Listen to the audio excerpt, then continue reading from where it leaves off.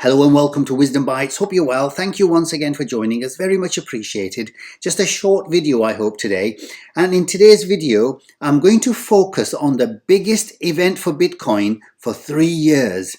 Yes, you've guessed it. It's the big cross of the pi cycle. Will we have the expected correction? And if so, by how much? Or will we just bypass the correction this time? What are the factors to consider? That's what we'll have a look at today. And in today's Wisdom Bite, I'm going to give you just a little glimpse of some of the most amazing quotes that I have lived my life by for the last 30 years. And for the small number of people who will listen and act on them, it will completely transform your life, just like it did mine. And the only thing I will say about that is, be afraid. Be very afraid. And if that sounds interesting, then stop what you're doing for one of the most important events in Bitcoin's history. So grab that nice hot cup of tea and let's get cracking. Before we begin, as always, a polite reminder, everything in this video is for educational purposes only. And nothing should be taken as financial advice. It's only sensible to do your wider research before making any investment decisions. So with that out of the way, we'll start off with the big event coming on Thursday this week. This is the pi cycle that we've all been talking about, not just on this channel, but I've heard on so many other channels as well. I think everybody's cottoned on now that this is one of the main exit indicators. But will this be a main exit indicator this time around? We're going to talk around that. Firstly, as you can see, the lines are coming very, very close. So what I did was I've drawn the trajectory lines on this to see exactly which day the cross will occur. So what I've done is I've just drawn these lines here just to take into account the actual gradients of them and had a look at where they're going to cross. So it's very clear to me here that they're going to cross on 8th of April, that's Thursday. Now the question that we all need to ask ourselves is, are we at the top of the bull market here on Thursday? The reason why I asked that question is because historically, this cross of the pi cycle has in the past always meant that we are at the top of the cycle. So is this 8th of April event, the cross that's coming up very, very shortly here, going to be similar in consequence to the cross that we had on the 16th of December 2017 when we had a top of the bull market there? Or the 4th of December 2013, when we had the top of the bull market there, and the first peak of that same bull market on the 5th of April 2013, the top of the peak there, and further back here, or the 8th of June 2011, when we had a peak or a projected peak over here. Each of those tops of the peaks marked the beginning of a very large correction, as you can see here. The question is, so this is 1, 2, 3, 4 peaks we've had in the past, which have behaved in the same way. And the question now is, are we going to behave in a similar way by having a correction here? That is the million-dollar question. I think we need to break this down in terms of looking at the various indicators which will give us a clue as to what may possibly happen. The first indicator I'm going to look at is the 1458 daily moving average. And in the past, although we've only got 1, possibly 2 data points for this, it does give us an indication as to where we are in the current cycle. So the red line here is the 1458 daily moving average. And I've drawn these blue lines here, as you can see, for the previous tops of the bull markets. This peak and that peak, this peak there, and obviously the 2017 peak. And the interesting thing I find with this, although there's only a couple of data points, so you can't put too much credence to it. However, we should always look at all the possibilities and all the facts that are in the charts. So firstly, if you look at this cycle top here in 2013, if you draw a horizontal line across there, the 1458 crosses exactly at the peak of the 2017 bull market. And if you go further back, you can see that this red line's trajectory is actually going towards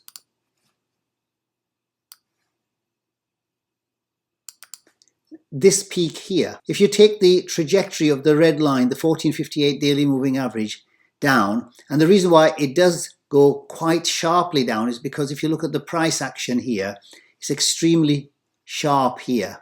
So that would mean that it would be going down. So maybe it would have hit this cross here to give us that cycle top. So with those potentially 2 points, where are we now with this? Well, look, this is the cycle top from 2017. So if we draw a horizontal line across there, the red line is quite a way off from crossing that. And the fact that it's coming close to it gives us a very good idea that more than likely near the time when this red line crosses this horizontal line of the previous all-time high of 20,000, that will be a good indicator that we're at the top of the market. So this would currently suggest we're not at the top of the market. So this is definitely not a blow-off top, according to this indicator. If you want to support the channel, then please click on any of my videos, and then below the videos you'll find a box called Show More, which gives you a description box, and in that description box is the affiliate link with Etoro that I have. So I partner up with Etoro because that's the main exchange I use for all my investments. These are the reasons why I tend to use Etoro. It's a very simple exchange to use in terms of depositing money and withdrawing the money, as well as trading if that's what you want to do, as well as for long-term investing, which is what I tend to do. So if you want to support the channel, please click on the partnership link, and then what you'll do is you'll get this box here, and then you can basically put your username, email and password and just fill in the form there. If you like any of my videos and you find value in them, then please don't forget to like and subscribe to the channel. If we look at the Puel multiple, this gives us a very good overall picture of where we are. So the blue lines here is the price action, and this is currently where we are here. And at each of those peaks, 2017, the Puel multiple, this is a red line here, the Puel multiple was in the red zone before we had the big crash. So this peak here, 2013, December, the Puel multiple got into the red zone, we had a crash. This first peak of the 2013 market in April 2013, again, the Puel multiple was in the red zone before we came back. And even the 2011 peak was in the red zone. Currently, we are here. We are well below the red zone. So that would also indicate that we are not at the top of the market. If we look at the beam indicator, it's one that a lot of people don't use, but I do use this. And I think about a year ago, I mentioned this to people when we were wanting to buy around these levels at the bottom of the market. If you look at the beam indicator, you'll see that it divides the chart into buy zones, sell zones, and hodl zones. So the green are the buy zones. This is where the market's at the bottom of the cycle. Then we have the gray zones where we hold the Bitcoin, and we're currently in that zone there now. And then we have the red zones, which are basically marking the peaks of the end of the bull markets and here. So currently we're in the gray zone here, which is the hodl zone. The blue line here is the price of Bitcoin, by the way. These lines are the similar lines to the one that we just shown in the Puel multiple. So where we are here is saying that we are now in the holding zone. We're not anywhere near the sell zone. If we have a look at the hodl ratio chart, which I showed you in the last video, again, this is the red line, this is the hodl ratio, and again, we're well below the red zone here. Whereas in the last peaks, the hodl ratio went into the red zone here. The red zone here, when we got into the peak here, the second peak of 2013, and the first peak here, we didn't get into the red zone. So maybe we're going to have another first peak and a second peak in this current cycle, if we are to follow the first cycle here. And again, the first peak that we had here in 2011, that went into the red zone. So the tops of each of the previous 3 bull markets, we went into the red zone, whereas currently we're not. So that would also suggest that we're not at the peak of the bull market. We could be at the top of the first peak if we are to have a 2-peak cycle in this bull market. But certainly we're not at the blow-off top that we get towards the end of the bull market. If we have a look at the weekly RSI at the previous peaks, you can see quite clearly that we had a peak in the RSI corresponding to it. So this peak corresponded to that peak there. This peak corresponded to that peak there. And this peak corresponded to this peak over here. So you can see quite clearly from the visual point of view that we are currently here. So obviously we're not at the peaks of those big moves yet. Maybe if we have a very big move up here, this will obviously come up a little bit higher, but certainly that's not where we are currently. If we have a look at the NVT, and I've shown you this a few times before, at each of the peaks, you can see that the signal changes from the white to the red. At this peak here, from the white to the red. This peak here, from the white to the red. Currently, there's no change of color here. So that to me tells us that we're not in the middle of the end of the bull market. And finally, the Bitcoin log growth curve. At each of the previous bull market end, we had these peaks at the top of the log growth Fibonacci retracement lines. Currently we're here, well below the top, whereas the previous peak reached above the top and peaked through. The previous ones to that,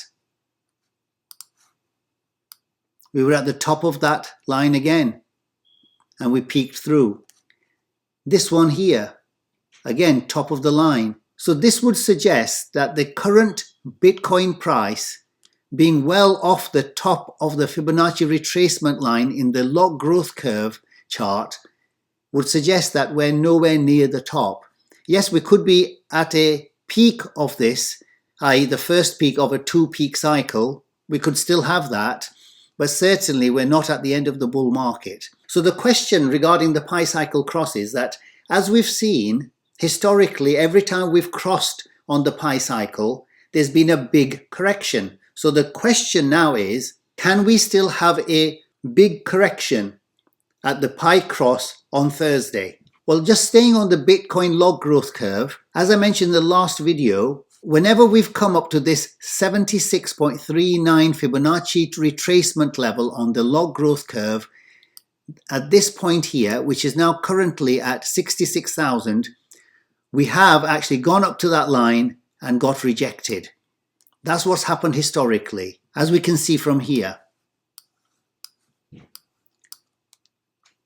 When we pierced through this line here, you can see with the big long wick that we got rejected back down. Time before that, when we came up to this line here, the long wick tells you that the price got pushed back and then we had a further 75% correction. So this is definitely a possibility. Yes, we can have a correction here. It's not guaranteed, but the probability is very high. If we have a look at the Fibonacci retracement from its previous all-time high of about 20,000 to the bottom here, 3,100, as we said in the last video, the current price here would come up to this purple line, which is the Fibonacci retracement there.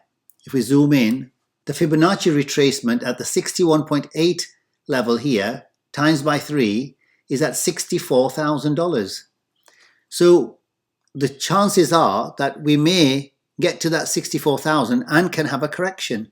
Because if we look at the previous lines, at this level, the 61.8 times 2, we were held back here. At this 61.8 here, as you can see, there was a lot of price action here. And at even this level here, we got held up.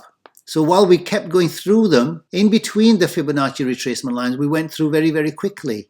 But at the lines themselves, there was quite a bit of holding back, as you can see there. So that would suggest that when we hit the 64,000 line, yes, it can pierce through to 65 and 66, but certainly at this level, some kind of resistance will take place at the 64,000 level. The MACD line on the daily chart seems to be in a state of indecision here, as you can see.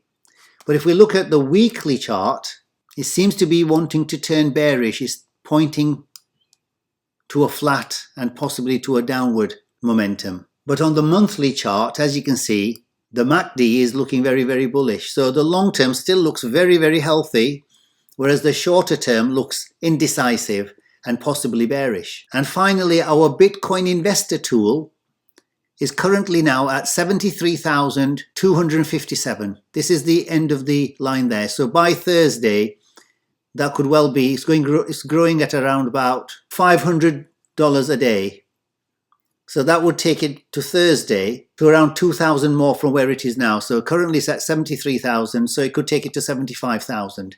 So at the cross, if we have a run up of the Bitcoin price, we may meet it at around about the 75,000. So if we do navigate ourselves through the 64 and 66,000 levels, we could meet the Bitcoin investor tool at 75, and then we could have a correction there. So those are possibilities, definitely. Okay, so the question now is that should there be a correction at either 64, 66 or 75,000, how deep could the correction be? Well, if we have a look at the moving averages, certainly since the rally began here around the 8th of October, what we've seen is that the price of Bitcoin seems to be finding support on the 21 daily moving average. Here, a lot of support here. When we fell through, we found support on the 50 daily moving average here and here. So these are the two so far in this rally that we can say with a certain degree of confidence that if we fell through this and had a correction, it may well be that we could find ourselves from these levels here, 64 to 66, that we could come back down to the 21 daily moving average, wherever that's going to be at that time. So keep an eye on the 21 daily moving average, as well as this white line here, which is further down. So we're finding support on this line a few times now, as you can see. So those are two possibilities that the price could fall down to if we had a correction. And of course, we also have the elephant in the room, that is the 20 exponential moving average, which historically has provided a lot of support in the past, as you can see. However, currently, we've not had the opportunity to come back to this 21 weekly exponential moving average. So could this be the opportunity for the Bitcoin price to come back down? And currently that's at $42,000. And obviously in the next week or so, it's going to move further up, possibly to another $1,000, $2,000, $44,000. So that's another possibility of a correction level. And finally, if we have a look at the Fibonacci retracement levels, taking the lines from the bottom of the previous all-time high at 3,100 to the potential top of 75,000 here, then we could fall back to the 61.8 level here, which is at the 30,000 mark there. So we could have a tumble all the way back down to the 30,000 and find support there. And if we corrected at the 66,000 level, if we bring that down, that would bring the 61.8 level to the 27,000 mark over here. So only time will tell, but these are realistic correction levels. If you know the history of Bitcoin, how quickly it can come down just as fast as it goes up. So depending on our individual strategies, we will all have a decision to make around Thursday.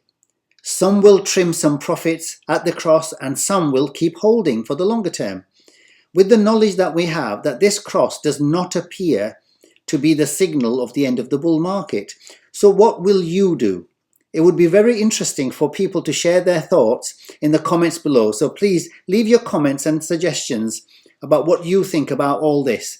And as always, time will tell exactly what's going to happen. Okay, so on to our wisdom bite for today. I'm just going to give you a little glimpse of some of the most amazing quotes that I've lived by for the last 30 years. The first one we're going to start off with is this one here. The greatest opportunities in life come from rejection or failure to allow us to reflect and refocus.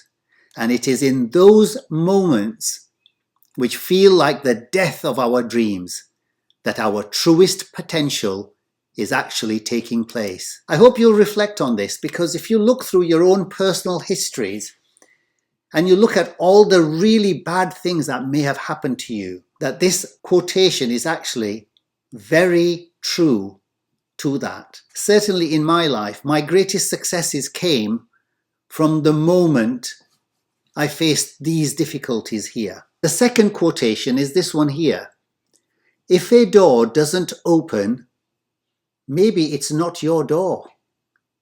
Don't climb ladders that are not yours to climb. Is your dream really your dream, or are you chasing someone else's dream?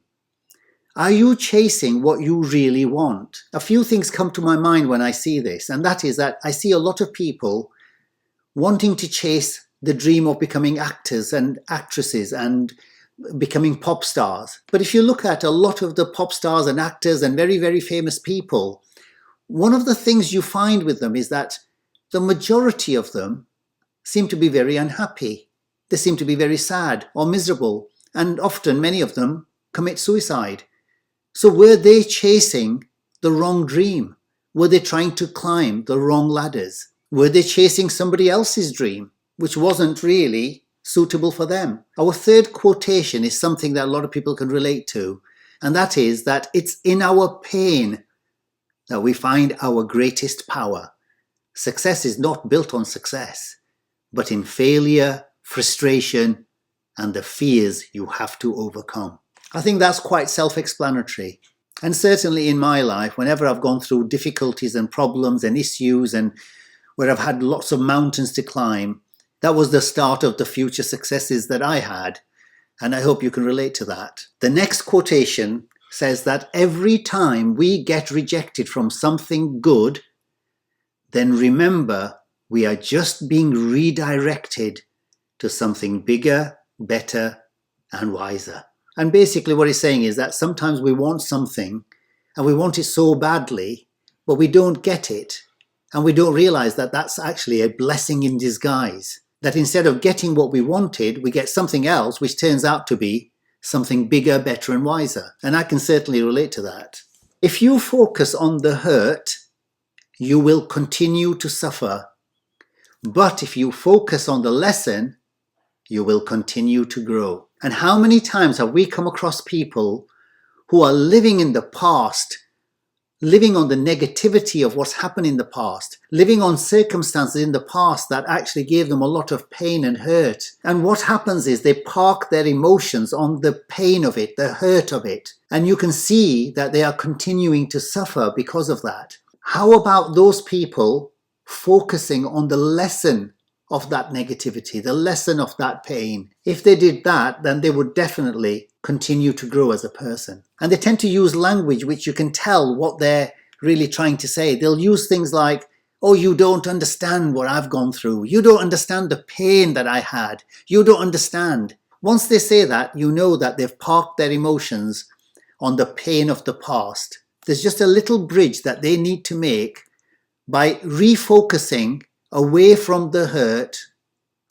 towards the lesson of that pain. Okay, I'll continue with more of these quotations in the next video. If you like these quotations, then please leave a comment below to let me know exactly what you think of them. I've got so many that I live my life by, and I can tell you it's made me the happiest man in the world. And I hope that you will be able to learn from some of these quotations. Okay, so we'll wrap it up there. Thank you very much indeed for watching. I hope you found value in the video. And if you did, then click on the like button and subscribe to the channel if you're new. And if you want to leave any comments, questions or suggestions, then please leave them in the comments below.